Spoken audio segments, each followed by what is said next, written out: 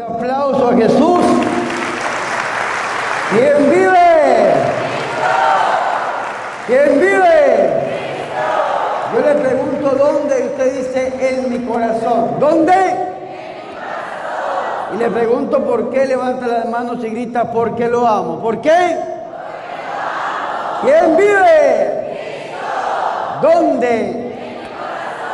¿Y por qué? Fuertes aplausos a Jesús. Hermanos y hermanas, muy buenas noches. ¿Cómo están? Qué alegría para mí estar con ustedes aquí en esta vigilia de Pentecostés. Es la primera misión que hago oficialmente después de una cirugía de columna por la cual pasé. Hace un mes, aproximadamente un mes, casi exactamente, me estaban operando en Medellín, Colombia, de una hernia discal. Dijo el médico que me sacara una bola del tamaño de una pelota de béisbol de la espalda y me tenía, pero uy, hermanos, adolorido terriblemente. Los últimos 2 años, las personas que me conocen saben que hice una misión, pero con un dolor terrible, y los últimos meses, desde febrero en adelante, fue una cosa terrible, hermanos, hasta que ya el cuerpo no dio más y me tocó entrar a un hospital y me operaron. Pero vea cómo Dios de grande, que no ha pasado, yo digo que un mes completo, y ya estoy con ustedes después de una cirugía de columna, predicando la palabra del Señor. Amén. Fuertes aplausos a Jesús.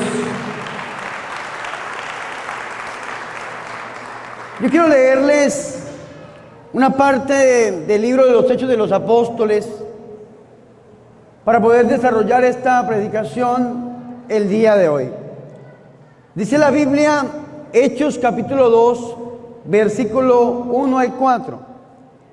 Al llegar el día de Pentecostés, estaban todos reunidos con un mismo objetivo.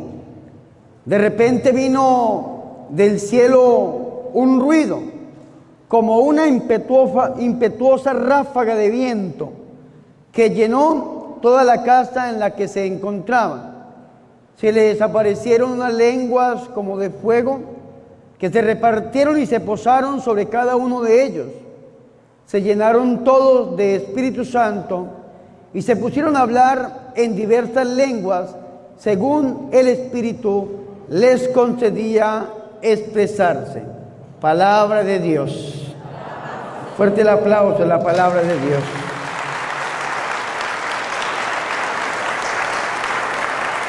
Digan conmigo, Pentecostés. Pentecostés. A ver las mujeres, ¿cómo es? Pentecostés. Eso, así me gusta. ¿Quién es la que manda en la casa?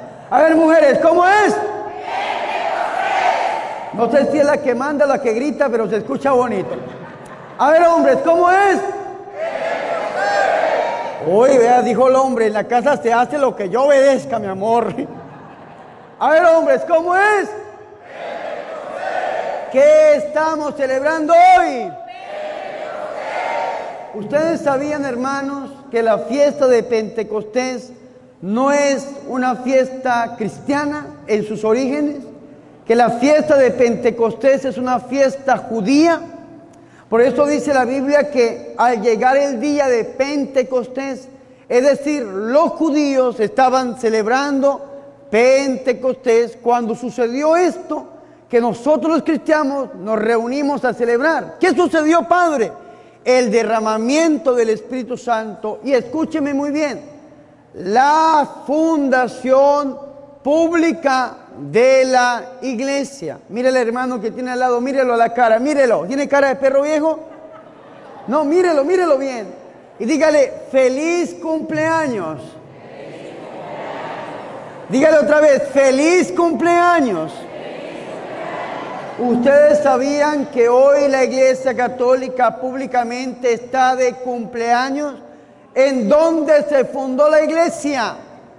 Levante su mirada. Ahí, en la cruz del Calvario se funda la iglesia. Cuando el Señor dice, Padre, en tus manos encomiendo mi espíritu. Esta fue la fundación oficial de la iglesia. Pero ¿cuándo fue la fundación pública de la iglesia? Cuando el día de Pentecostés es derramado el Espíritu Santo. La tercera persona de la Santísima Trinidad viene a este mundo y se conoce su presencia, su acción. ¿Cuándo sucedió esto? Un Pentecostés. Un Pentecostés por allá del año 33 después de Cristo. ¿Y cómo se origina esta fiesta de Pentecostés? Resulta que el pueblo de Israel había durado 430 años esclavizados en Egipto. 430 años como esclavos, hermanos. Y entonces el pueblo se quejó, porque cuando uno se enferma, uno se queja. Yo no he conocido el primer enfermo que no se queje. Hace un mes yo estaba enfermo y yo le decía al Señor: Señor, quítame este dolor, por favor, yo te lo pido. Haz tu milagro, Señor, mueve tu mano. Dios no hizo el milagro que yo estaba esperando. Yo esperaba un milagro, que el Señor dijera: oh Bernardo, siervo mío, sana inmediatamente. Yo saliera corriendo así: ¡ay, soy sano! No, hermano, me fui para Europa, a los santuarios marianos. Los que me conocen saben que amo a la Virgen. Me fui a pedirle al Señor en España que me sanara y no me sanó. Me fui, hermanos, al santuario de Lourdes, que ustedes saben que la vidente de Lourdes tiene el nombre más hermoso del mundo, se llama Bernardita ella. Y entonces me fui a pedirle al Señor que me sanara en Lourdes y no me sanó, casi me muero del frío, hermano. Uy. Me fui para Medjugorje. Yo dije: en Medjugorje el Señor me sana. Duré en el hotel sin pararme de la cama, hermano. Me tocó dejar el grupo solo. La gente decía: ay, este cura tan joven y tan enfermo. Y me dejaron solo. Nos fuimos para Tierra Santa a pedirle al Señor y casi me dejan en el Santo Sepulcro. Y terrible, terrible. Enfermo, hermanos. El Señor sanó a una cantidad de gente. Un señor iba enfermo de la vía respiratoria, lo sanó el Señor. Otro iba enfermo por allá, yo no sé de qué, lo sanó el Señor. A otro lo liberó el Señor porque la suegra vivía con él y se devolvió para su casa. Un milagro, hermano. Y a mí nada, que me sanó el Señor. Me devolví yo, ¿y sabe cómo llegué? Inválido, hermano.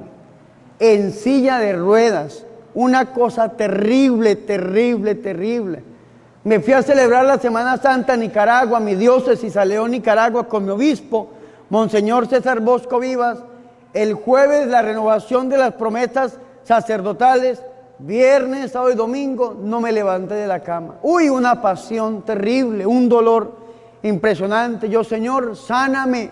Señor, mueve tu mano, haz un milagro. ¿Y sabe cómo llegó el milagro? El milagro llegó a través de la ciencia médica. Yo creía que el Señor iba a poner su mano, iba a desaparecer eso que yo tenía ahí en la espalda. Y resulta que me tocó llegar a Colombia e internarme en un hospital. Uy, hermano. Los que me conocen saben que yo tengo un miedo terrible a las agujas. Terrible, terrible. Aquí está Nena, que es gran amiga mía. Bueno, yo a las agujas no les tengo miedo. Yo las tomo, les doy besos. Me da miedo es que me las pongan en el cuerpo, que me las metan en la piel. Uy, hermanos, terrible, tengo un miedo. Me tocó llegar y el Señor hizo un milagro a través de la ciencia médica. Vea que el médico le dijo a mi mamá: señora, donde su hijo no estuviese operado este año, hubiese quedado inválido de por vida, le dijo este médico, porque le saqué una bola del tamaño de una pelota de béisbol de su columna. Claro, estaba en la última vértebra alocada, obstruyéndome los nervios, y eso me causaba un dolor terrible. Y cuando uno está enfermo, uno se queja. Yo no he conocido el primer enfermo que no se haya quejado al menos una vez en la vida. Yo no lo he conocido. Cuando uno está enfermo, o cuando uno está oprimido, o cuando uno está pasando por algún problema, por alguna necesidad, o sencillamente, hermanos, hay una calamidad, uno se queja. Esto mismo pasó con el pueblo de Israel. El pueblo de Israel se quejó. Y al quejarse sucede algo hermoso que nos puede llenar a nosotros de esperanza en esta noche. ¿Saben qué sucedió? Que Dios escuchó la queja, el clamor de su pueblo. Mira al hermano que tiene al lado, mírelo y dígale: Dios te está escuchando. ¿Cómo es? Hermano, si está enfermo, si está enferma, si está oprimido, si tiene problemas, dificultades, les tengo una buena noticia. Dios ya te escuchó. Los cielos se han abierto y la gloria del Señor ha sido derramada sobre este lugar y vamos a salir sanos, libres, bendecidos, protegidos y en victoria para su gloria y para su honra. ¡Aleluya! ¿Quién vive? ¿Saben por qué les doy esta buena noticia? Porque cuando uno está enfermo, uno cree que Dios no lo escucha. Y entonces vienen las personas al ministerio, se acercan al sacerdote, al predicador, al hombre de Dios y le dicen a uno: hermano, ore usted por mí, a usted que Dios sí lo escucha. Cuando le dicen a uno: a usted que Dios sí lo escucha, ¿qué quiere decir? Que Dios no me está escuchando. Sin embargo, vea lo que dice la Biblia en Éxodo capítulo 3, versículo 7. Yahvé dijo a Moisés: he visto la aflicción de mi pueblo en Egipto, he escuchado su clamor ante sus opresores y conozco sus sufrimientos. He bajado para librarlo de la mano de los egipcios y para subirlo de esta tierra a una tierra buena y espaciosa, a una tierra que emana leche y miel, al país de los cananeos. Ahora pues, ve, yo te envío al faraón para que saques a mi pueblo, los israelitas, de la esclavitud de Egipto. Palabra de Dios. Fuertes aplausos a la palabra de Dios.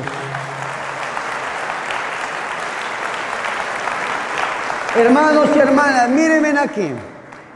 Primera gran noticia: nuestra oración, nuestra plegaria no es oculta para Dios.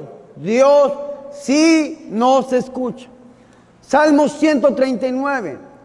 Aún no está la palabra en la punta de tu lengua cuando yo la conozco por entero.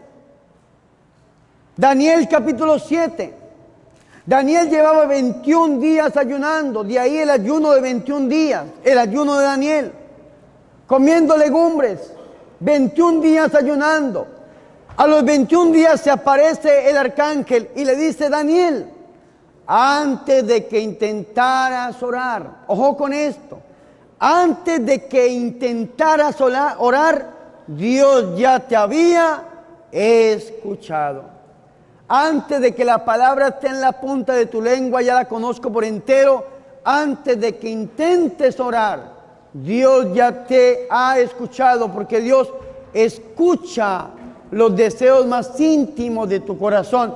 Salmo 37:4. Ama a Dios con ternura y Él te dará lo que desea tu corazón. Hermanos y hermanas, Dios ya te escuchó. Dios ya te escuchó. No tienes que hacer nada extraordinario para que Dios te escuche. No tienes que hacer nada fuera de este mundo, porque Dios escucha los deseos más íntimos del corazón y Dios cumple con el deseo. ¿Cuál era el deseo de este pueblo? El deseo de este pueblo era dejar de ser esclavo, convertirse en el pueblo libre, en el pueblo verdaderamente de Dios. Y Dios le dice a Moisés: los he oído y he bajado para liberarlo, he bajado para sanarlo, he bajado para que su vida sea diferente. Y entonces cuando Dios promete, Dios cumple. Aún así nosotros creamos que el Señor no nos escucha. Cuando Dios promete, Dios cumple. Solamente que a nosotros se nos olvidan las promesas de Dios. Si ustedes leen conmigo el Evangelio de San Marcos, en el capítulo 4, versículo 35, ustedes van a encontrar con una promesa que el Señor le da a sus apóstoles. La promesa es la siguiente: este día al atardecer Jesús les dice, pasemos a la otra orilla. ¿Cuál es la promesa? ¿Qué le está diciendo el Señor a sus apóstoles? Que van a llegar ¿a dónde? A la otra orilla. Pero ¿qué sucede en este versículo bíblico? Los apóstoles se suben a la barca después de despedir a la gente, y apenas se suben a la barca se levanta una fuerte borrasca y las olas irrumpían aquella barca, de suerte que la barca casi se hundía. Dice de suerte que ya se anegaba la barca. ¿Y qué pasa con los apóstoles? Olvidan las promesas del Señor. Cuando viene la tempestad, cuando viene el problema, cuando viene la enfermedad, cuando el demonio se levanta para atacarlos, cuando la enfermedad aparece en la vida, cuando la bancarrota toca la puerta de la economía, ¿qué sucede? Nos olvidamos de las promesas de Dios. Los apóstoles se olvidaron de que el Señor les había dicho, pasemos a la otra orilla, y se llenaron de miedo, tanto que veían al Señor. ¿Y cómo estaba el Señor? Dormido. Él estaba en popa durmiendo sobre un cabezal, porque cuando tenemos problemas, dificultades, no solamente nos olvidamos de las promesas que Dios nos ha hecho, sino que muchas veces creemos que mientras nosotros sufrimos en este mundo, Dios está durmiendo. Dios no nos está escuchando. Y entonces es donde el mundo contemporáneo dice, si Dios existiera, no hubiese tanta hambre y tanta miseria y tanta pobreza y tanto sufrimiento en este mundo. Dígame dónde está Dios, dice el mundo contemporáneo. ¿Y dónde está Dios? Llorando contigo, sufriendo contigo, al lado tuyo. Solamente que nosotros buscamos a Dios donde Dios no está. O al olvidarnos de las promesas del Señor, lo que hacemos es juzgarlo a Él. ¿Qué sucede con los apóstoles? Levantan al Señor. Y el Señor le dice, ¿pero qué les sucede? ¿Qué les pasa? ¿Acaso no tienen fe? Da una orden, la tormenta se aplaca, y dice el versículo 1 del capítulo 5 de San Marcos, y llegaron a la otra orilla del mar. ¿Qué sucedió? Se cumplió la promesa de Jesús. La promesa que Jesús le había dicho a sus apóstoles de llegar a la otra orilla. Solamente que nosotros olvidamos las promesas de Dios en un momento de calamidad y de enfermedad. Dios le había prometido a Moisés que había bajado para liberar a este pueblo que estaba en medio del yugo, en medio de la dura cerviz, en medio de la esclavitud.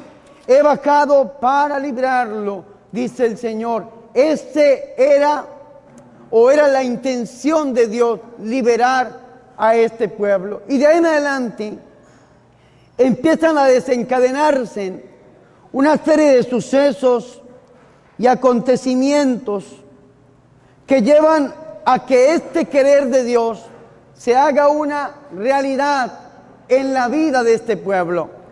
Dios, a través de Moisés, empieza a doblegar el corazón de un hombre llamado el faraón, que era como el rey, como el emperador, como el dirigente de los egipcios, pero que tenía el corazón duro. Y entonces empieza una lucha terrible entre Moisés y el faraón. A través de las plagas, ustedes conocen las plagas, hermanos, son 10 plagas. La última plaga es la plaga de la muerte de los primogénitos. Cuando ya llega esta plaga, el corazón del faraón se doblega y el faraón permite que el pueblo salga de esa esclavitud. Y tal vez ustedes y yo estamos viviendo esto mismo en nuestras vidas. Hay una pelea entre Dios y el enemigo. Hay una pelea del Señor para librarnos. Hay una pelea del Señor para que nosotros salgamos de esa situación de enfermedad, de esa situación de yugo, de esa situación de esclavitud y alcancemos la verdadera libertad. El pueblo de Israel, la noche anterior de ser liberado por el Señor, celebra algo que se llama la Pascua. La Pascua, que significa el paso de la esclavitud a la libertad, de la muerte a la vida. Éxodo capítulo 12, encontramos nosotros la institución de la Pascua.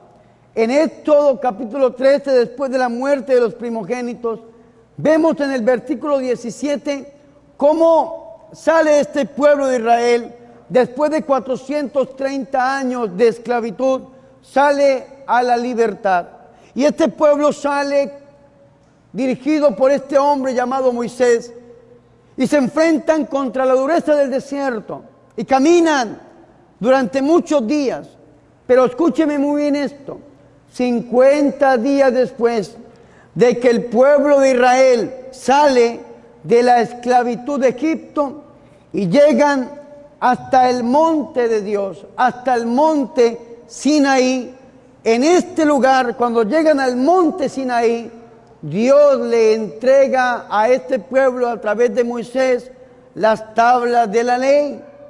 Las tablas de la ley, si ustedes leen en su Biblia, dice la alianza en el Sinaí, el decálogo, los 10 mandamientos. Y este pueblo de Israel, en agradecimiento a esta bondad de Dios que les da sus mandamientos, este pueblo año tras año empiezan a reunirse en esta misma fecha, a celebrar que Dios les había entregado los mandamientos, el decálogo, su alianza, su ley en el monte Sinaí. Y entonces alrededor de esta fiesta de la entrega de la ley, de los mandamientos de Dios, empiezan a aparecer varias fiestas. Una fiesta se llamaba la fiesta de las tiendas, porque los judíos viajaban desde diferentes partes del mundo donde se encontraban, o tal vez dispersos alrededor de Canaán, viajaban a Jerusalén para celebrar esta fiesta y le llamaban la fiesta de las tiendas, porque vivían cada uno en tiendas. Otro nombre que le daban a esta fiesta era la fiesta de las cosechas, porque cada uno traía cosechas de diferentes partes del mundo donde se encontraban y llegaban a compartir con sus hermanos en Jerusalén. Otro nombre que le daban era la fiesta del tabernáculo. ¿Por qué? Porque era el lugar de oración que se encontraban alrededor de las tablas, o sencillamente la fiesta de la ley, como le decían algunos. Muchos nombres le daban a este día. Sin embargo, después de que este pueblo de Israel regresa de la esclavitud por allá cuando estaba en Babilonia y vuelven a recapitular su fe, es donde le dan el nombre de Pentecostés. En el año 538 antes de Cristo, cuando Ciro, el rey de Persia, le permite a este pueblo que vuelva de la esclavitud de Babilonia a la tierra prometida, a la ciudad santa, Jerusalén, es donde le llaman Pentecostés, para unificar esos tantos nombres que le daban a ese día, para llamarlo de una sola manera. Y esta única manera fue Pentecostés. ¿Y por qué Pentecostés? Porque fueron 50 días después de celebrar la Pascua, cuando recibieron las tablas de la ley. Y de ahí en adelante empiezan a llamarle a esta fiesta Pentecostés, que es una de las fiestas más importantes que tiene el pueblo de Israel. Por eso dice Hechos de los Apóstoles, capítulo 2, versículo 1, al llegar el día de Pentecostés. Para los judíos, 50 días después de salir de la esclavitud de Egipto y recibir las tablas de la ley. Y entonces, ¿por qué nosotros los cristianos católicos celebramos Pentecostés si nosotros no somos judíos? Resulta que el pueblo de Israel, que se reúne para celebrar esta Pascua, este paso, esta salida de la esclavitud a la libertad, este pueblo ocupa unas fechas que son muy puntuales para ellos. El calendario para ellos es lunar. Y entonces la primera luna llena del equinoccio de primavera, se reúnen ellos para celebrar esa Pascua. Y esa misma Pascua estaba reunido el Señor Jesucristo con sus apóstoles, con sus discípulos. En las mismas fechas, el Señor Jesucristo es cuando entrega su vida, lo que nosotros llamamos la Semana Santa. Ojo con esto, la Pascua para un judío es la salida de la esclavitud a la libertad. La Pascua para un cristiano es la salida de la muerte a la vida. Por esta razón es que para nosotros los cristianos celebrar Pentecostés es fundamental. Para un judío es 50 días después de la Pascua. Para nosotros es 50 días después de la resurrección de nuestro Señor Jesucristo. Hace 50 días atrás estábamos celebrando la resurrección de Cristo, el misterio pascual de Cristo. Hace 50 días atrás estábamos nosotros celebrando la vigilia pascual.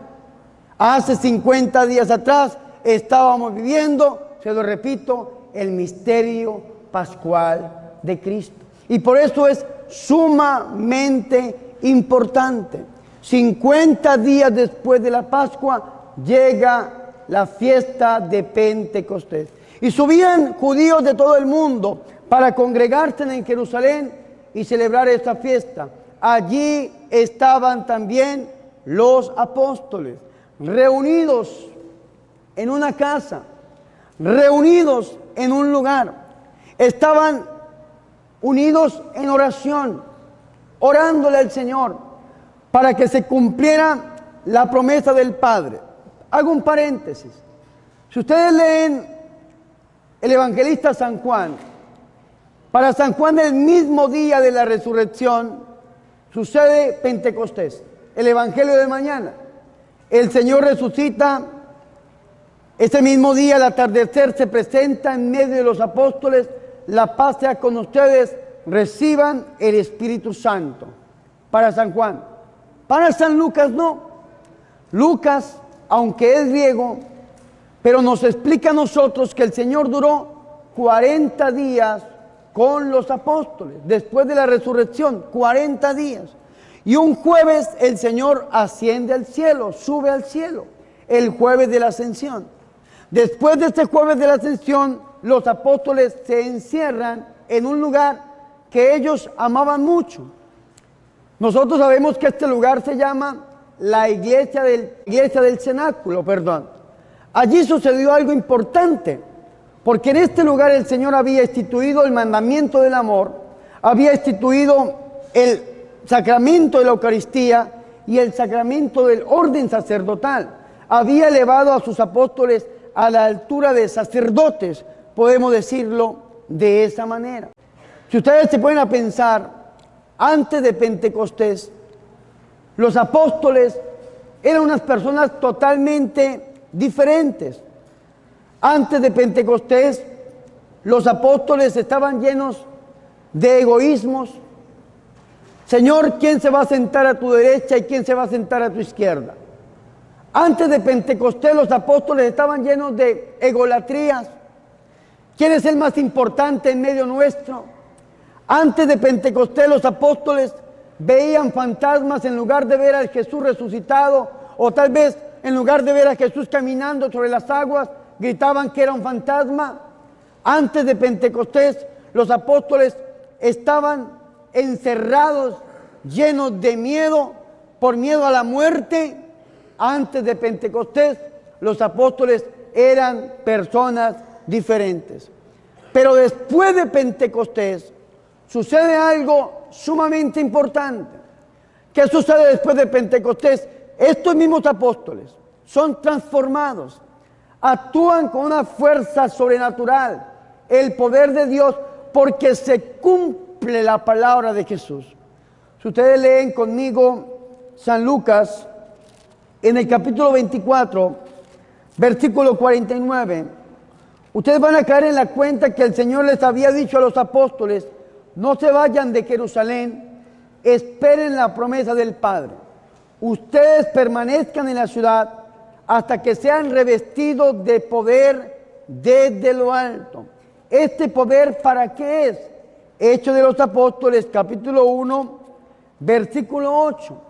Cuando venga la fuerza, el poder del Espíritu Santo, ustedes serán mis testigos en Jerusalén, en Judea, en Samaria y hasta los confines de la tierra. Cuando vino el Espíritu Santo sobre ellos, estos hombres cobardes, llenos de miedo, enfermos, oprimidos, doblegados, esclavos, se transformaron en personas diferentes. Los mismos que estaban encerrados por miedo a la muerte, por miedo a los judíos, salieron ese día a predicar la palabra con poder. El mismo Pedro, que había negado al Señor Jesús por miedo a la muerte, cuando el Señor estaba en la casa del sumo sacerdote llamado Caifás, y aquella sirviente le dijo: ¿eres tú uno de los seguidores del Mesías, del Maestro, del Nazareno? Pedro sencillamente dijo: no lo conozco, y lo negó 3 veces antes de que el gallo cantara.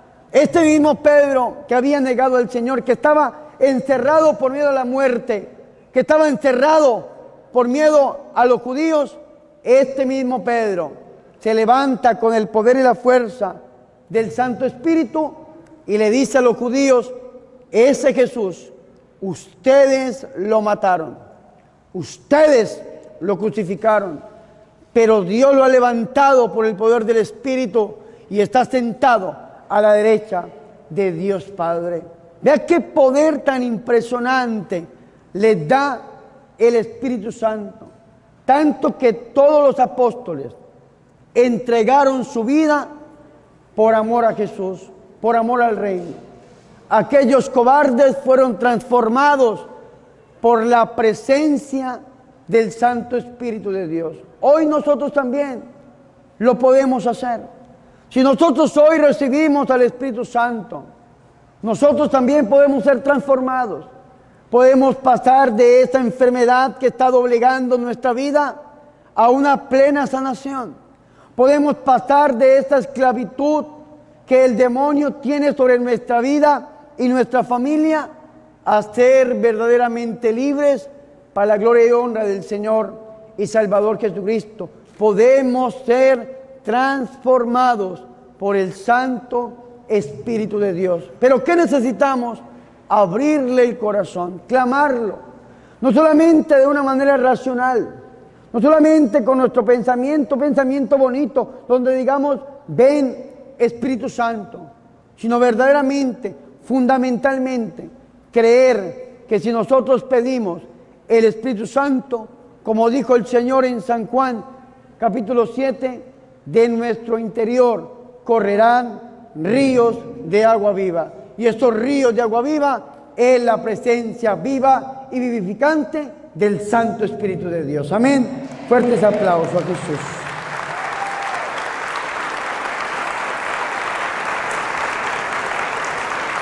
Hermanos y hermanas, necesitamos del Espíritu Santo en nuestra vida.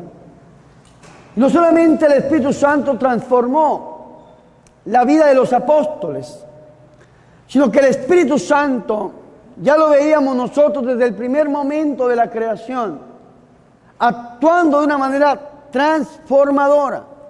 Si ustedes leen conmigo Génesis, en el capítulo 1, versículo 1, dice algo que nos puede a nosotros interesar en este momento.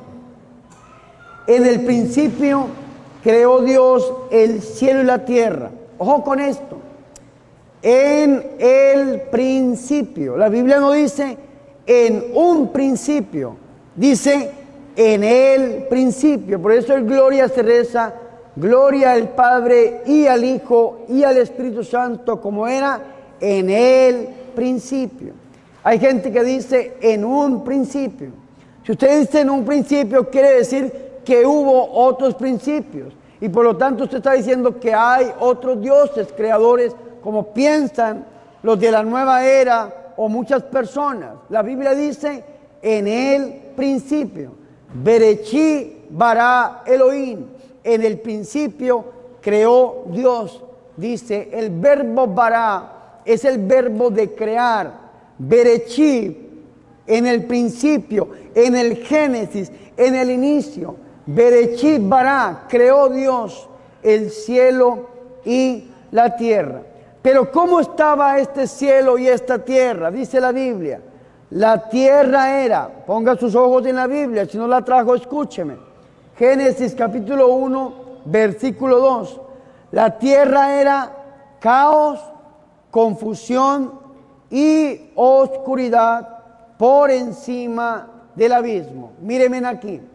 Digan conmigo. Caos, confusión y oscuridad. ¿Cómo era la tierra? Muchas veces así está nuestra vida, llena de caos, confusión y oscuridad. ¿Qué significa el caos? El caos significa un desorden completo. ¿Qué significa la confusión? La confusión, escúcheme muy bien, es cuando las ideas no son claras, y la oscuridad es cuando no hay luz. ¿Cómo estaba la tierra llena de caos, confusión y oscuridad? ¿Cómo está nuestra vida? Muchas veces nuestra vida está igual, llena de caos, confusión y oscuridad. Uno a veces se pone a pensar y a escuchar a la gente. Algo que tenemos los curas en particular es que escuchamos en las consejerías, en el sacramento de la reconciliación, en la pastoral parroquial o misionera, siempre uno escucha a la gente. Y a veces cae uno en la cuenta que la gente está en caos, confusión y oscuridad. Personas que están viviendo en unión libre, que llevan años sin confesarse, personas que no pueden abandonar un pecado, o que sencillamente les gusta ir donde los brujos, los hechiceros, personas que tal vez creen que Jesucristo no es Dios, sino que es una persona normal, o algunos dirán que es un extraterrestre, personas que están totalmente confundidas, que hablan mal del Papa, que hablan mal de la iglesia, que hablan mal de los sacerdotes, que hablan mal de los predicadores, personas que están totalmente lejos de Dios. Caos, confusión y oscuridad. Pensemos cómo está nuestra vida. Y a veces es triste caer en la cuenta que nuestra vida está así como estaba la creación, llena de caos, confusión y oscuridad. Sin embargo, algo diferente pasó. Vea lo que dice la Biblia. Y un viento de Dios aleteaba por encima de las aguas. ¿Un qué? Viento de Dios. Esta palabra viento de Dios viene de una palabra hebrea llamada ruach. Esta palabra ruach es una palabra femenina que se repite aproximadamente 356 veces en el Antiguo Testamento. La ruach de Dios, el viento de Dios. ¿Y qué hacía este viento de Dios? Este viento de Dios aleteaba sobre las aguas. Esta palabra viento comparte la misma raíz con aire, soplo o espíritu. La ruach de Dios traduce como el Espíritu de Dios. ¿Y qué hacía el Espíritu de Dios? Soplaba, aleteaba por encima de las aguas. ¿Cómo estaba la creación? ¿Cómo estaba? Llena de caos, confusión y oscuridad. La creación estaba entera en caos, confusión y oscuridad. Sopla el Espíritu y viene el cosmos, el orden, la vida, la salud, la libertad, la bendición. Si usted está en caos, confusión y oscuridad, hoy es el día de pedirle al Señor que sople sobre usted el Espíritu Santo para que usted pase de ese caos, de esta enfermedad, de esta aflicción a la libertad de los hijos de Dios. ¡Aleluya! ¿Quién vive?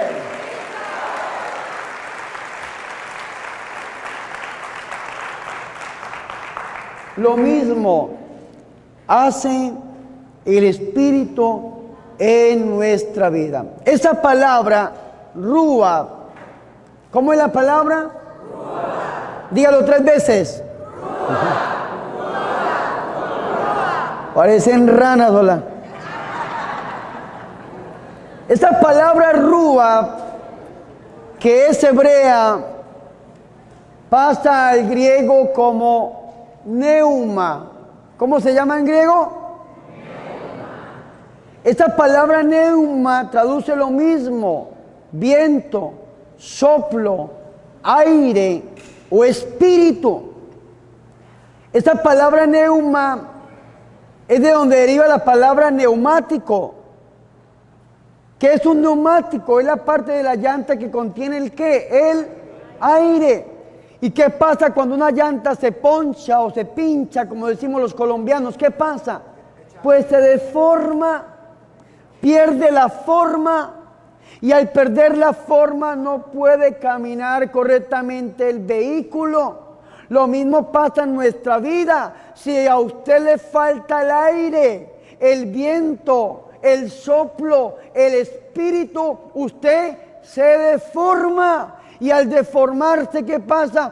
Pues no puede seguir caminando. ¿Y qué necesita? Pues que le pongan aire nuevamente para que pueda seguir ese camino. ¿Cuántos cristianos estamos deformados? Estamos sin aire. ¿Cuántos cristianos vamos por la vida sin esa presencia del Espíritu Santo en nosotros? Y algunos dirán: Padre, pero esto me suena muy raro, porque a mí en la catequesis de bautismo me enseñaron que yo desde el bautismo soy templo vivo del Santo Espíritu de Dios y que Dios reside en mí 24/7, 24 horas del día, 7 días de la semana. Y la respuesta es sí. Nosotros somos templos vivos del Santo Espíritu de Dios. Primera de Corintios capítulo 3, versículo 16, lo dice muy claro. Nosotros somos templos vivos del Santo Espíritu porque el Espíritu Santo desde el bautismo está dentro de nosotros. Somos templos de Dios. Dice el Padre Mauricio que hay personas que no son templos sino catedrales porque son un poco más bendecidas que los demás. Sin embargo, dice San Pablo en Primera de Tesalonicenses capítulo 5, versículo 19, no extingan, no entristezcan, no contriten el Santo Espíritu. Nosotros tenemos el Espíritu Santo, pero muchas veces lo tenemos dormido, apagado, entristecido. Y entonces, ¿qué necesitamos hacer? Pues pedirle al Señor que se active en nosotros. Eso es lo que los carismáticos llamamos bautismo en el Espíritu Santo. ¿Y qué es el bautismo del Espíritu Santo? Pues pedirle al Señor que venga a nuestra vida y que volvamos nosotros a renovar nuestros compromisos, nuestras promesas bautismales y seamos llenos del amor de Dios. Y cuando somos llenos del amor de Dios, llenos de esa presencia del Señor, pues vamos a recibir ese poder para ser unas personas diferentes. Los que están en depresión, melancolía, tristeza, pues vamos a vivir felices, alegres, contentos. Los que están enfermos, pues vamos a estar sanos.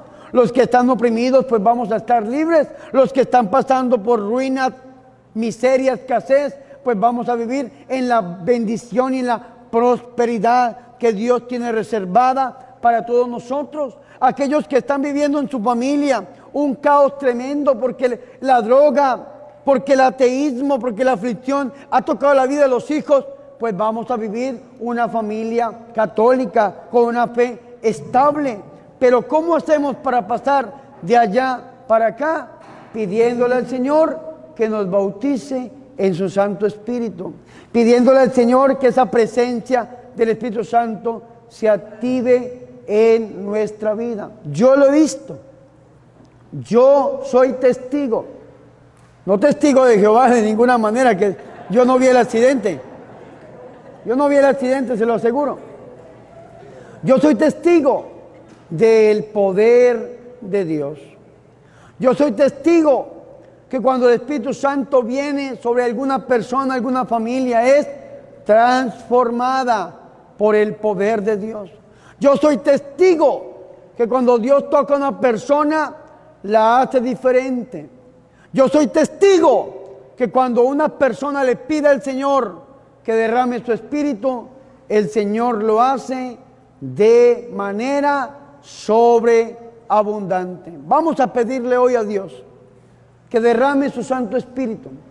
Y vamos a pedírselo a través del corazón inmaculado de la Santísima y de la Purísima Virgen María, a aquella que conoció verdaderamente a su Hijo porque es su mamá, pero aquella que también tenía una filiación, una unidad con el Santo Espíritu tan grande que la Iglesia Católica le llama la esposa del Espíritu Santo de Dios. Vamos a pedirle a la Santísima Virgen María que a través de su corazón inmaculado el Espíritu Santo sea derramado sobre nosotros. Termino con esta idea para entrar a la oración. Si ustedes leen conmigo Hechos de los Apóstoles, capítulo 1, versículo 12 en adelante, ustedes van a encontrar algo bonito. Los apóstoles, después de la ascensión del Señor, se volvieron a Jerusalén. Dice, entonces se volvieron a Jerusalén desde el monte llamado Los Olivos, que está próximo a Jerusalén, la distancia de un camino sabático. Y cuando llegaron, subieron al piso superior donde vivían Pedro, Juan, Santiago, Andrés, Felipe, Tomás, Bartolomé, Mateo, Santiago de Alfeo, Simón el Zelota y Judas el de Santiago. 11 apóstoles. ¿Por qué 11? Porque Judas se había ahorcado y Matías todavía no lo había sustituido. Matías lo sustituye desde el versículo 15 en adelante. Estamos leyendo el versículo 12. 11 apóstoles estaban en el piso superior de la iglesia del cenáculo. Todos ellos, ojo con esto, perseveraban en la oración. ¿Qué estaban haciendo? ¿Qué estaban haciendo los apóstoles? Esto es importantísimo. Estaban perseverando en la oración. Con un mismo espíritu. ¿Con un mismo qué? Espíritu. ¿Qué es tener un mismo espíritu? Es tener una unidad, que muchas veces es lo que nos falta a nosotros los católicos. Porque muchas veces decimos, buenos hermanos, vamos a alabar. ¿Qué es alabar? Es reconocer las cualidades de algo, de alguien, decirle a Dios lo lindo, lo bonito, lo hermoso, lo grande, lo perfecto que Dios es. Vamos a alabar y empiezan por ahí. Señor, sáname, bendíceme, libérame, ayúdame, Señor. Mira a mi suegra, mira a mis hijos. No estamos pidiendo, estamos alabando. Entonces no hay un mismo espíritu. O muchas veces decimos, hermanos, vamos a adorar y reconocer la grandeza de Dios y nuestra pequeñez y agacharnos para pedirle al Señor que sus bondades vengan sobre nosotros, y entonces nos bajamos a adorar y no falta el que está alabando, gritando. No estamos en un mismo espíritu.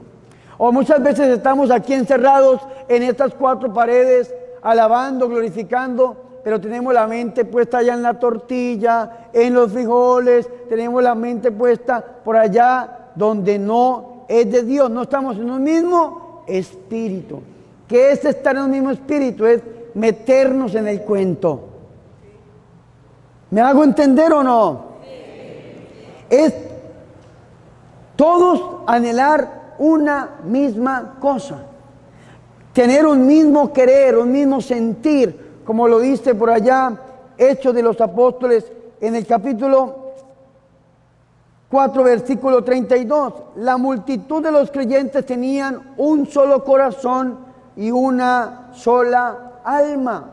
Esto es estar en un mismo espíritu, un mismo sentir, un mismo querer. Perseveraron en la oración con un mismo espíritu, en compañía de algunas mujeres y María, la madre de Jesús. Estaba ahí presente la Virgen María, la madre de Jesús. Escúcheme muy bien, los apóstoles estaban llenos de miedo, llenos de temor, por miedo a la muerte, a que los sacaran, a que los amarraran, a que los doblegaran, a que los crucificaran, como habían crucificado al Señor. Y aún algo peor, los apóstoles estaban sin Dios. Se lo repito, estaban sin Dios. ¿Por qué estaban sin Dios? Padre nuestro que estás en el cielo. El Hijo había subido al cielo y el Espíritu Santo todavía no había venido del cielo. Es decir, los apóstoles estaban sin Dios. Y cuando una persona está sin Dios, en su vida y en su corazón, se deforma, se encierra, se le nota cuando una persona vive sin Dios. La única persona que en medio de ellos ya había tenido la experiencia de Dios era la Santísima y la Purísima Virgen María. La Virgen María ya había sido bautizada en el Espíritu Santo desde el primer momento de la Anunciación. Si ustedes leen conmigo Lucas capítulo 1, versículo 26 en adelante, ustedes van a recordar la Anunciación, pero sobre todo en el versículo 35, cuando le dice el ángel Gabriel: el Espíritu Santo vendrá sobre ti y el poder del Altísimo te cubrirá con su sombra. Por eso el que nacerá de ti será santo y se le llamará Hijo de Dios. Ojo con esto. Ese fue el Pentecostés personal, el bautismo del Espíritu Santo de la Santísima y Purísima Virgen María. El Espíritu Santo vendrá sobre ti y el poder del Altísimo te cubrirá con su sombra. Ella ya había sido bautizada en el Santo Espíritu. Por estas razones que dice el Papa Pablo VI, que la Virgen María es el polo a tierra, aquella que atrajo el Espíritu Santo sobre este lugar donde estaban reunidos los apóstoles, porque ella estaba en medio de ellos. Si nosotros queremos ser bautizados en el Santo Espíritu, debemos perseverar en la oración con un mismo espíritu, pero debemos tener presente a la Santísima y a la Purísima Virgen María. Le debemos pedir a Dios que a través de su corazón inmaculado sea derramado sobre nosotros el Santo Espíritu de Dios. Decía un amigo mío, llamado Rafael Ramírez, entre más mariano, más ungido. Entre más mariano, más ungido. Se lo repito, entre más mariano, más ungido. Ustedes quieren recibir, así como yo, la fusión del Espíritu Santo, pidámoselo hoy a Dios a través del corazón inmaculado de la Santísima Virgen María. Y yo los invito que de aquí en adelante ustedes empiecen a rezar su rosario y a clamarle al Señor que a través del corazón de la Virgen María sigan sucediendo en sus vidas esos Pentecostés personal.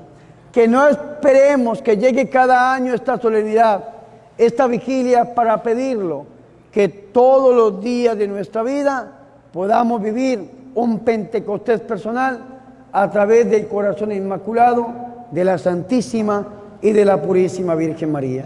Gloria al Padre, al Hijo y al Espíritu Santo. Fuertes aplausos a Jesús.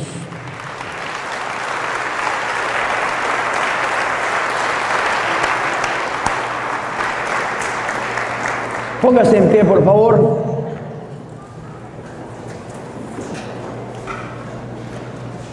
Póngase en pie, levántese de su silla. Sacúdase. Suelte esa pereza. Yo les pregunto hoy, ¿cómo están ustedes? O tal vez están bien dormidos o bien vencidos, como dijo la señora. ¿Será que estamos como la creación antes de que soplara el Espíritu Santo, llenos de caos, confusión y oscuridad?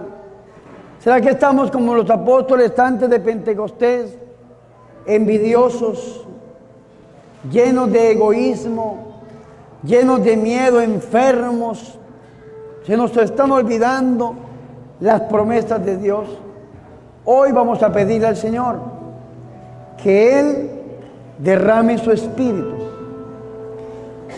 Si usted viene enfermo, usted está antes de Pentecostés. Si usted viene oprimido, usted está antes de Pentecostés. Si tal vez usted dice, Padre, yo vengo con una tristeza tremenda en mi corazón, tengo depresión, Padre, tengo angustia, usted está antes de Pentecostés. Pero le tengo una buena noticia, de que Dios ya escuchó su oración. Dios ya escuchó su oración y Dios tiene las puertas abiertas hoy sobre usted. Apocalipsis 2:10. Cuando Dios abre una puerta, nadie la puede cerrar. Pero cuando Dios la cierra, nadie la puede abrir. La buena noticia es que hoy hay cielos abiertos y puertas abiertas para que nosotros recibamos la presencia del Santo Espíritu. Pegue los talones, separe la punta de los pies, presente sus manos a la altura de su pecho, no crucen las manos, tampoco las levante así, para que no se vaya a cansar. Póngalas así, a la altura de su pecho.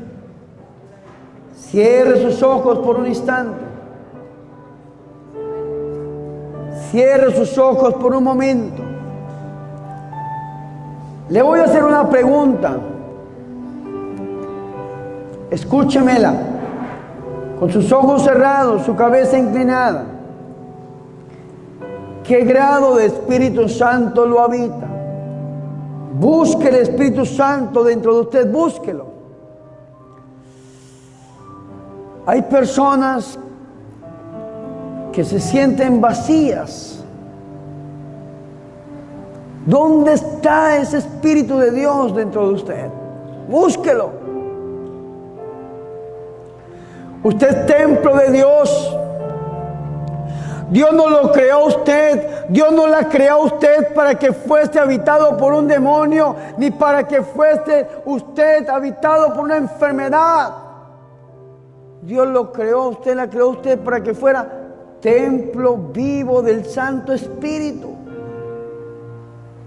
Hoy pídale a ese Espíritu Santo que habita dentro de usted, por el sacramento del bautismo, que se renueve,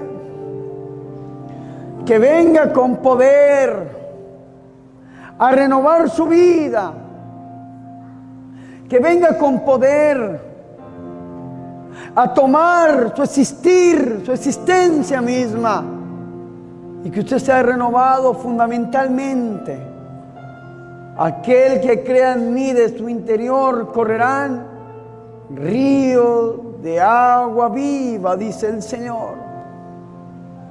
Pero hay algo que está opacando, que está entristeciendo, que está extinguiendo esa presencia de Dios en usted, y se llama el pecado mortal.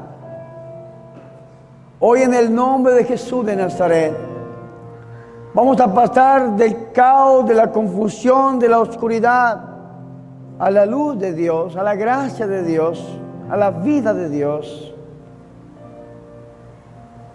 Cierre sus ojos, incline su cabeza por un instante. Hoy queremos ser llenos del Espíritu Santo de Dios.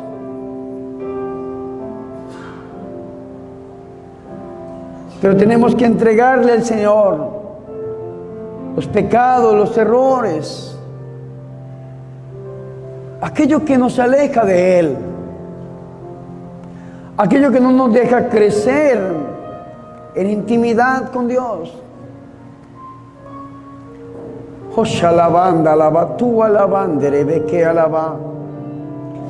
Señor, ilumina a este pueblo con tu luz. Muéstrale, Señor, cuáles son los pecados, los errores que les impiden encontrarse contigo, Jesús. Muéstrame a mí también. Hoy te queremos entregar, Señor, todo aquello que nos aleja de ti, bendito Dios, y que no nos permite ser feliz. Que no nos permite, Señor, sentirnos plenamente llenos de ti, Señor. Entrégale ese pecado, entrégale ese error, ese problema, entrégale esa enfermedad, entrégale al Señor eso que está ahí, que te causa oscuridad, ese pecado mortal que has escondido durante tanto tiempo en tu interior. Entrégaselo al Señor en este instante, en este momento. Oshalabanda, alabatú, alabandere, beque, alabá. Jorrabají, alabanda, alabá. Y ya Dios empezó a sanar. Ya Dios empezó a liberar esas lágrimas que están corriendo por tus mejillas. Esas lágrimas que están saliendo de tus ojos y que recorren tu rostro. Es signo del amor de Dios. Es que Dios ya está obrando en ti. Y está rompiendo esa oscuridad. Porque de ese pecado se estaba aprovechando el diablo para alejarte de Dios. Pero hoy el Señor te ha traído para que tengas vida y la tengas en abundancia. Pídele perdón al Señor en este instante. Pídele perdón al Señor en este momento. Entrégale al Señor eso que te aleja de Él. Dile que se lo lleve. Dile: Señor, si este pecado era rojo como el carmesí, hoy transfórmalo y conviértelo en algo más blanco que la nieve. Llévatelo, Señor. Y digamos todo: yo confieso ante Dios Todopoderoso y ante ustedes, hermanos, que he pecado mucho de pensamiento, palabra, obra y omisión. Por mi culpa, por mi gran culpa. Por eso ruego a Santa María, siempre Virgen, a los ángeles, a los santos y a ustedes, hermanos, que intercedan por mí ante Dios nuestro Señor. Que Dios Todopoderoso tenga misericordia de nosotros, perdone nuestros pecados y nos lleve a la vida eterna. Amén. Presenta tus manos en este momento y ahora vamos a cumplir el requisito: perseverantes en la oración con un mismo espíritu y con la Virgen María presente en medio nuestro. Vamos a pedir el Espíritu Santo, pero vamos a hacerlo en oración y con todas las fuerzas de nuestro ser. Y prepárense, porque en este momento es cuando suceden prodigios, milagros, sanaciones, liberaciones. Servidores, muy atentos a lo que vaya a pasar en este momento. Vamos a pedirle al Señor que derrame su Espíritu sobre nosotros, que los cielos sean abiertos y que su gloria sea derramada sobre este lugar. Ven, Espíritu Santo de Dios.